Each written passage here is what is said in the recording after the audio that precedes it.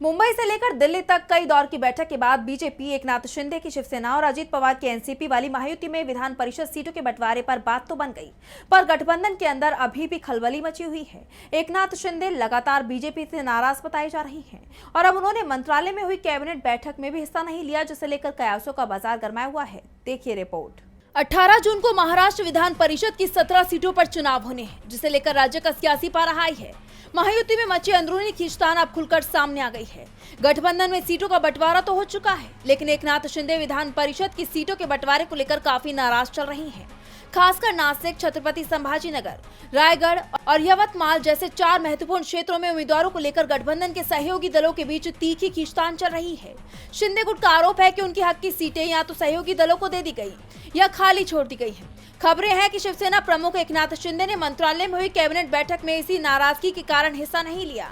जैसा आप जानते हैं कि फाइनल फॉर्मूले के मुताबिक 17 में से बीजेपी 11 सीटों पर, शिवसेना 4 पर और एनसीपी 2 सीटों पर चुनाव लड़ेगी। डिप्टी सीएम एकनाथ शिंदे पहले 7 सीटों पर अड़े थे, लेकिन मान मनोबल के शिंदे को 4 सीटों पर संतोष करना पड़ा, जबकि सुनेत्र पवार के एनसीपी को 3 की बजाय 2 सीटें मिली हैं। इसके अलावा चर्चा ये भी है कि 2022 में शिवसेना में हुई बड़ी बगावत के ठीक 4 साल बाद अब दोनों धड़ वापस साथ आने की तैयारी कर रही हैं।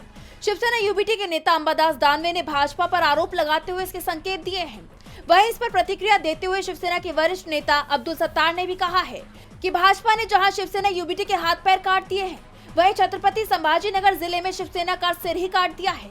अब बड़ा सवाल यही है कि क्या महाराष्ट्र की राजनीति एक बार फिर करवट लेने वाली है। टीवी लाइव की रिपोर्ट।